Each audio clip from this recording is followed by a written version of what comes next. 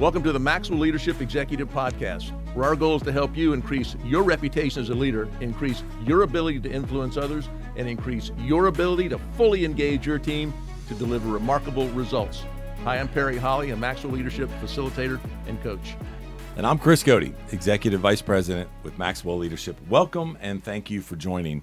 As we get started, just a quick reminder, if you want to download show notes that Perry has prepared for us today, you want to learn a little bit more about really where these conversations come from, which is Perry's getting into the trenches of organizations and coaching and facilitating. If you're interested in that with our organization and letting us help you do that, you can visit maxwellleadership.com/podcast. There's a form there that you can fill out, and our team will get back in touch with you, or you can download the blog and or the show notes for today. I was excited at Maxwell Conference we were at that people say, we really like the show notes. I thought, yes. I wasn't sure anybody knew they were there. That's right. I think there was one person that told us over and over again they downloaded them and filled them out. But that's all right, though. Yeah, I love that. Well, today's topic, this is something that we're gonna talk about, and it is relevant to what we're hearing in organizations. Right. And it's funny because we often heard the great resignation, and now it's kind of shifted to this topic we're going to talk about today, the quiet quitting. Yes. And I love your subtitle. Perry titled this "Quiet Quitting: A New Name for an Old Problem." Yeah. And this is something that, man, we're hearing over and over again. But you're right. As I think about this, and we're going to unpack this a little bit today, this is something that I think leaders and organizations have been dealing with for some time.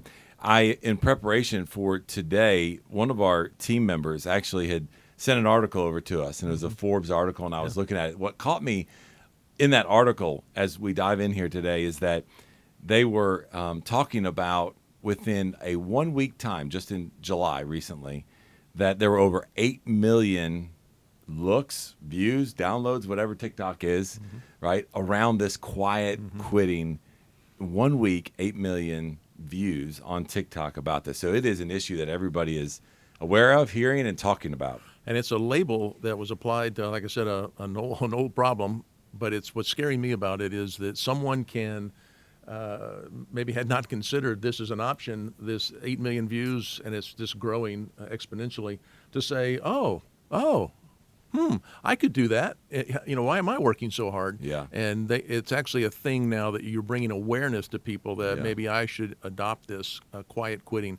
Before we go any further, why don't we define what we think it is? Because I was on a coaching call this morning, and my executive said, I've heard of it, but what is it? I have not paid attention to what it is. So what do you think it is? Yeah, so quiet quitting really describes the limited output that someone on your team would be contributing to or doing in regards to what is strictly stated in the job responsibility, job description, which that would not work here at the Maxwell Leadership Organization, because we often say, hey, the last time the job description will probably be very accurate would be the first day that you're on the job, and we kind of move that around. But what ends up happening with these team members is that they don't take additional assignments. They're not giving you a little bit of that extra. They're doing the bare minimum. You and I have talked about this before with some great illustrations. The bare minimum that they can be doing to keep their job. They're completely disengaged. And that's really where I go when I hear this quiet quitting. I go to that word disengaged, because we talk so much about in culture, how do we get people engaged? And I think that there is an interesting dynamic around this, and this may be happening for many different reasons that we're going to get into today. One of them may even just be flat out burnout, right? And they go, that's it. Not only is everybody else trying to do this, but I'm burned out. In that Forbes article, I saw this other quote, too, that I thought was really, really good. It said, the quote says, I also think this is a small yet important symptom of a bigger culture problem, of really a distant and ineffective leader. And everything rises and falls on leadership. And so this, again, starts with leadership. Absolutely. Well, I think you're right on with the engagement idea. It is disengaged. People are disengaging on purpose. They're purposely saying, I'm going to disengage. The word that's used in engagement surveys is discretionary effort. And so you're basically seeing that people are saying, I've got some discretionary effort. I could give it to you, or I could give it to something else. And they're basically saying, I'm going to hold back on that discretionary effort. I'm going to do whatever the minimum is to do my job, and I'm going to stay with that. I will note that, question why now? Why is it being labeled? Somebody came up with a clever, phrasing of it to something that's kind of catchy, quiet quitting. But the idea of, just look at the last 2.5 years where we've been, the pandemic, all the jumping through hoops and realigning and audibles and pivoting and all the things that everyone had to do to continue to produce during those challenging times has now got us working out of the office, working at home. And what I heard some people some of the research I had done was that I'm overworked, underappreciated. Someone else said, I have a very hard time determining when I'm done, when is work over. My balance of my life, or the integration of work and home, has dissolved into I work all the time, and I'm unappreciated for that. And that being forced to work outside of the workplace, many of us, I've worked from home for many years, and it is a problem that I could be working all the time, and I had to come up with some boundaries and things that we do. You did? Sorry. Or the missus. I was asking for a friend. Yeah, she's like, here's what we're going to do. Yeah, I was told what my new boundaries are. That's right. I love it. Yeah. But that's really what I think has gone on, is it finally reached a point where somebody put a name, and now, like I said earlier, I'm nervous that anybody on any team anywhere that sees this can say, I never thought about it. I could do that too. That's right. And I thought, no, is it like you said, everything rises and falls on leadership. So maybe we should talk about what we do about this. I like what you talk about with the boundaries, because I found myself during the pandemic, and then even after, as we were working remote, they were really, the boundaries, they weren't there, to your point. So they weren't even blurry. They weren't even blurry. They weren't there. And I think what ends up happening is now we're getting post-pandemic. People are encouraging team members to start coming back in the office, and some have a blended approach to what that looks like. But the problem is that there's still, even now that they're asking them to come back into the office, there's still this fuzziness around the difference between kind of your work and your home life, and it just becomes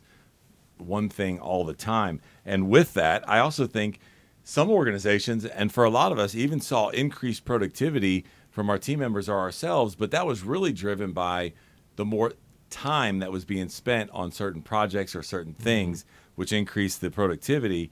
And so now we're almost, as we bring people back into the office, and have been for a little while, we're expecting the same type of productivity from them, and it's just putting more pressure on them. So also, could this also be and we just recently talked a little bit about this with Tim Elmore, one of our thought leaders. Could this also be a difference in generational team members? I do think it has, that does have an impact on it, although it's not all of it. But you think about, I'm a baby boomer, very late year baby boomer. Did I mention late year baby boomer? Yeah. But, the baby boomer generation was all about achieving and hard work and success and money and advancement and that sort of thing. My kids' generation is more about purpose and about cause and balance and family, and they want to work. They're not opposed to working hard. They want to have a division of the two parts of their life. And so I do believe there's a lot components that could be there. Another thing that I thought about was the advancement. A lot of times when I was coming up, the person that did all the extra projects and put themselves out there and did all the work, they were the one that got it promoted. Yeah. And so if you're thinking, is that the ticket to admission for promotion in this company, that I'm not sure if I want to play that game. Yeah, that's right. And a lot of people are saying, if that's the only way forward, maybe I don't want to go forward, and I'll just do the minimum now, get my paycheck, and have my life to do that. So it's, lots of dynamics to this for sure. Hey, podcast listeners. Do you have a clear plan for growth? Achieving big results most often does not require big life changes. Small improvements over time compound into big results. Download the Maxwell Leadership app. It's the new free app where our expert guides and John Maxwell help you pace your leadership journey and set a clear plan for your own personal growth. You can also find all sorts of resources on the Maxwell Leadership app, including this podcast, information on upcoming events, and much more.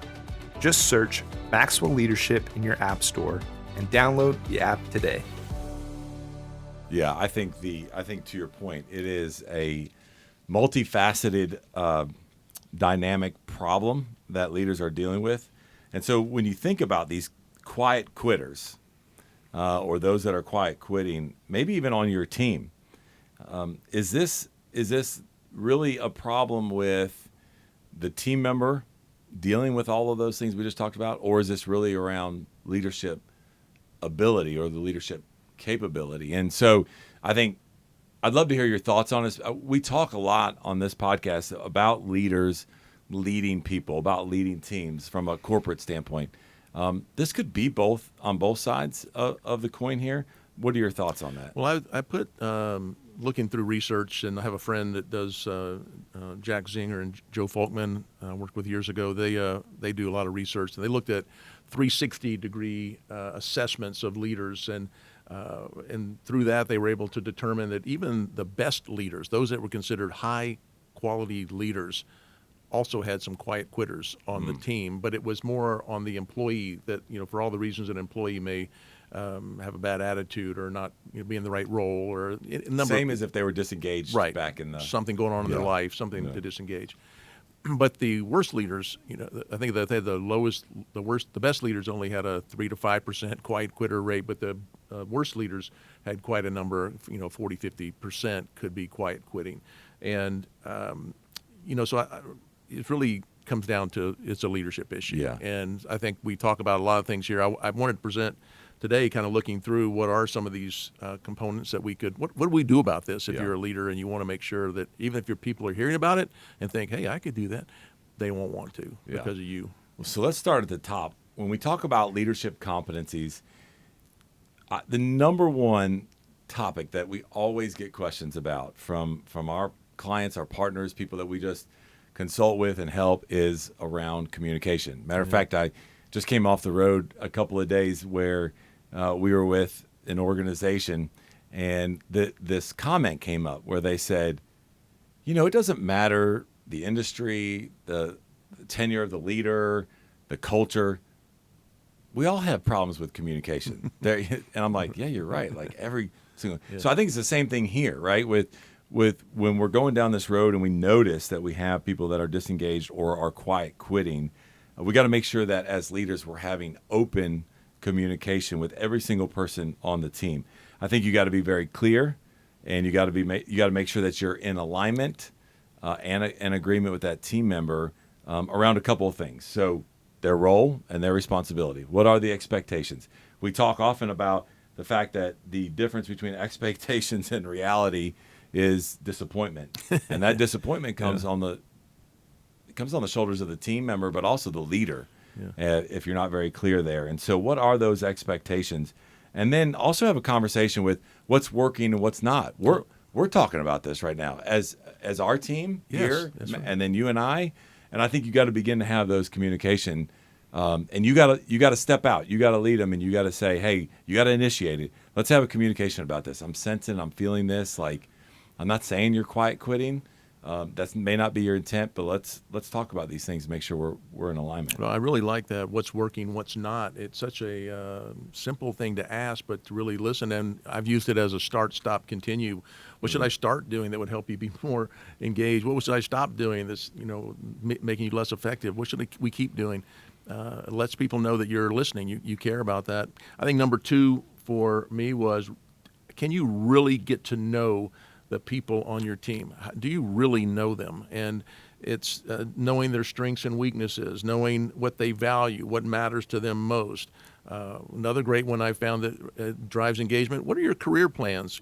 Anytime I had a boss that asked me about my career plans and then asked if they could help me in making my plan forward, you think I leaned back and pulled away, or did you think I leaned in? I thought, wow, they acted like they really wanted to help me do that. And then what are those aspirations, maybe personal and professional? Yeah. I had a boss once that would ask a lot about what are you aspiring to do in your off time? I mentioned woodworking, and what are you doing to grow as a woodworker? I thought, is he going to buy me a saw? I don't know, but I should have played that better. But the whole idea here, we talk about it, the three things that every follower is asking about you. And the three questions being, can you help me? Do you care about me? Can I trust you? And you think, if I'm answering, people on my team know that I can help them, I care about them, they can trust me. I'm checking in with them, I know about them, I'm having open conversation, I'm showing that I'm interested in you and want to know you. I'm pretty much going to be engaged. It's just it's a good recipe, and it sounds simple, but it's one of the things we do that really adds to engagement very, very easily. I think. I love you talked about how when you've had leaders in the past that asked you, what are your career plans? And you kind of leaned into them. A lot of people say, well, what if those answers, can I really truly be honest? Because it's maybe not here at Maxwell Leadership. Absolutely. Like I have those conversations all the time with our team members and say, what is it? And if it's not here, I still want to be that support. I still want to be that leader that helps you get there. And I think when you do that, you get buy-in. Is what we're talking about from our team members. I love how that was number 2 for you. It's also a direct correlation to level 2 in the 5 levels of leadership, and that's so important to build the foundation. The other thing about that for me is, man, you want to be a conduit for their development. And that's what you were saying. Whatever it is, personally, professionally, woodworking, speaking, whatever it might be, you want to make sure that you're helping drive their development. And I think that will re-engage them a little bit more. Number 3 is, how do we help set and enforce boundaries? And I just looked away from the camera if you're watching us on YouTube, because I don't feel like this is with integrity that I can talk about. We're not the poster children. I also think that Perry put this in here directly on behalf of my team for me. But this is something that, man, I think I want to talk more with you offline about how we set up some guardrails for this, because leaders, what you model ends up showing up in your people, period. That's right.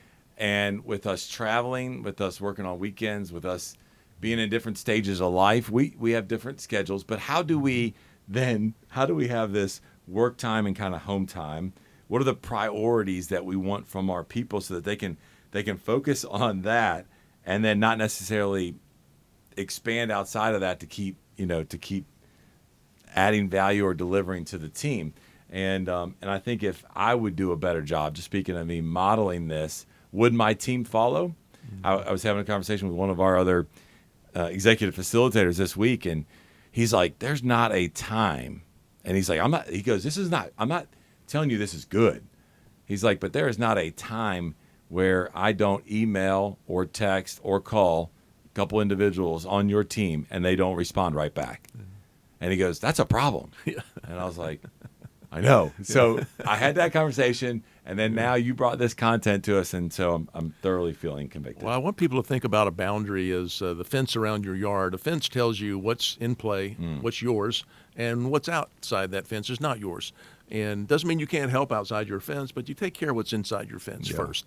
And the fence lets me know where my yard ends, and where does my work end for the day? You mentioned my wife and I putting boundaries in because I work at home. I have a beautiful home office. I like to write and think and study. I love what we do. I love processing on this stuff, and I would do it all the time. And she just made a comment, why do I have to yell for you to come to dinner? I said, she's right. She shouldn't. So I just put a boundary I'm going to stop at a certain time. I put 6 p.m. It could always be earlier, but it'll never be later. Drop the laptop lid and walk out. But what if it's not done? It's never done. It's never done. But I thought when I'm looking at the quiet quitting, people are saying, I don't know when it's done. It's not done. That's why the boundary is so important. And your point about being an example is, even though I like to work all kind of weird hours, I don't want to put that on my people. So I use the send later. And I don't know if people on our team have noticed, I sure get a lot of email from Perry at 8 o'clock on Monday mornings. Yeah, but I was working Saturday morning, but I like it. But I don't want that on you. That's right. And I love the way you use the term season of life to call me old. I said hour. I'm in the same season of life as you. Actually, you're a little earlier. But I picked that up. But it's saying, yes, I don't have kids at home right now. So for Saturday morning, for me, it's a great time for me to catch up on stuff. And I will send emails, but I will not send it right away. I'll make it delay because I don't want people thinking I'm expecting them to come out of their weekend or out of their trip to the ball game with their kids out of the soccer match to come in and answer my email. Because our team is highly responsive, highly servant-minded, and they will do it. They will stop what they're doing and answer. So I thought it's a great example for us as leaders here to model that we don't expect you to be working on the weekend. Yeah. Yeah. It definitely starts with us. Let me share the story I just thought about as you were sharing that. Oftentimes, isn't it true, as leaders and as team members, we tend to make sure that we are almost erring on the side of working more than we are to protecting our personal time, our family time. It's something that most of us do, and it's not right. That's what we do. And so my wife, who is an incredible leader herself, very strong communicator, I'll never forget, she said, hey, at 6 o'clock dinner reminded me of this. She said, when the kids were younger, hey, we're gonna have dinner at 6 o'clock. I was like, okay, great. She goes, I expect you to be home by 6 o'clock. I said, okay, great, I'm there. So sometimes I may have been in the driveway, still on a phone call. I may have been in my home office, and I would maybe show up 6:10, 6:15, and she'd go, can I ask you a question? Not in front of the kids. We'd have a conversation later, and you know where this is going. She goes, would you show up 15 minutes late for a meeting with John? No. Well, don't show up 15 minutes late for my dinner meeting. And she's like, what if we began to think about our home life when we think about this balance? And balance is a tough word. I don't like to talk about balance because I think it's hard. I think there are seasons, again, of work and different things that you're all in and all out. But I thought, man, that is such a good example for us to say 6 o'clock. Like, it's going to be there tomorrow. It reminds me of you saying Tuesday's coming. Yeah. Tomorrow morning's going to be there. Yep. And there's going to be a list of stuff on there. Yep. I'm not saying we don't want you to quit and be disengaged. That's not what we're saying. But we're saying, how do we help our team members and ourselves model that? I think it helps keep my energy high when I know that I can stop, go re-energize, be with my family, get my rest, start again tomorrow. I'll come in and I don't need to quiet quit because I can afford to be fully engaged because I know there's a end of the day coming. Yeah. Number 4, just quick, is checking in. Are you make checking in with people a regular part of your weekly one-on-ones? And if you don't have a weekly one-on-one, you absolutely have to have a weekly or maybe bi-weekly, depending on how big your team is. But you got to be checking in with people. How are things going? How are you doing? What are you feeling? How's your workload? You do this great with me. You'll say, how you doing? What's on your plate? I know you got a lot going on. Where can we get you some help? Can I put somebody on something? Can we delegate something from you? That kind of modeling of the checking in, it seems simple, but it's very, very effective for that. Yeah, I love your comment about if you're not having one-on-ones with your team, make sure that you begin doing that in some sort. Some may need to be weekly, some may need to be every other week, maybe it's monthly, but you got to make sure that you're doing that. And number 5, which could have been number 1, but I'm also very proud of you that we also have number 5 numbers, which we didn't talk about till we got to the end of this here, is that make sure you're showing appreciation and gratefulness to your people. They are working hard, and we want to make sure that, if they're going above and beyond the expected behavior and we're seeing it and we're feeling it, that we need to express that. Our team and our people, they just want to feel seen and they want to feel heard. And the way to do that is to make sure that you're showing that appreciation and greatness. Well, as I wrap up for us here today, a couple things I just want to share with you. Another article I was reading said 2/3 of leaders experienced burnout within the last year that they had interviewed, had conversations with, and I think it was several hundred different leaders in this article. 2/3 of leaders.